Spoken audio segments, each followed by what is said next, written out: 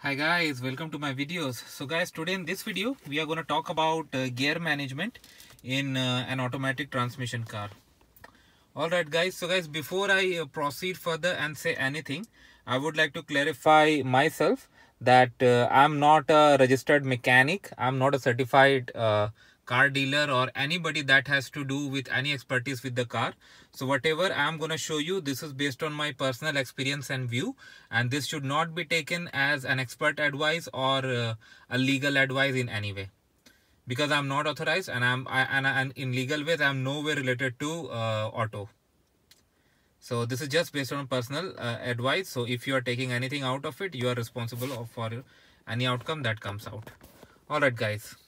So guys, in your automatic transmission car, you see gears labeled like P, R, N, D and L.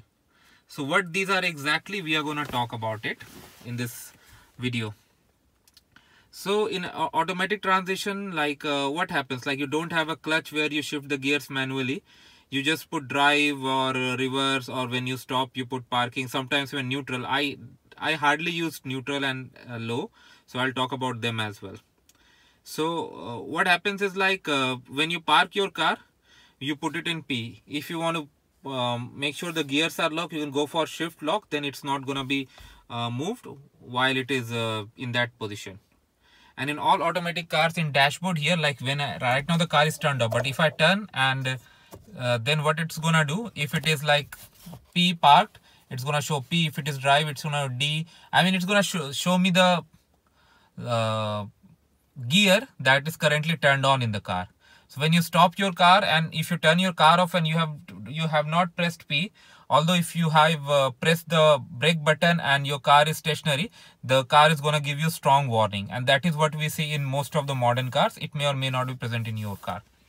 All right, so what happens is, like if I have to turn on, I'm gonna press the brake with my leg, and then I'm gonna press this ignition button, and then my car is gonna be turned on. Then I'm gonna, based on my position, the way I have parked, like right now I'm in my garage, and in order to exit I have to go from the back side. So then I'm gonna press it to R, and then I'm gonna see the surroundings. I'm gonna check the mirror and everything else, and then I'm gonna make my move. Similarly, like once I'm on the road and I'm ready to drive, I go for D and then I drive. If I want lower speed, or I mean lower fuel to reach the car, so the speed is even lower and torque reaches more to the engine. For example, if I'm driving on a hilly side or on ice, or if I'm towing a vehicle, then I'm supposed to go for L transmission. What happens in your automatic car is, like gear shifting and all, it happens automatically based on your RPM. That is why it is very difficult from your very different from your, I apologize, from your manual transmission, where you don't have to press the clutch and shift the gears on your own. But here in this car, like it happens automatically, and that is why these automatic cars have become very popular, and they are increasingly become popular because more and more people are shifting towards them. And it's really easy to operate. Like with my one leg, I can operate both my gas pedal and brake. I don't need to in fact I don't have a pedal for clutch, so I don't need to worry about anything. I can just do it automatically, and it's so easy to operate. So those are the significances of these gears.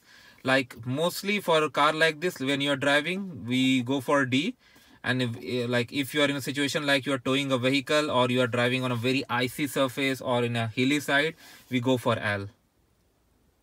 So that's how these gears work, guys, and this is the basics that you should know when you are driving. So these basics were taught to me by my driving instructor when I started my on-road lessons, and then I managed to successfully pass all my driving exams on my very first attempt. Whether it's a written exam, it's like probation license, or whether it's the final graduating license, I have passed all my license exams in a single attempt without any failure.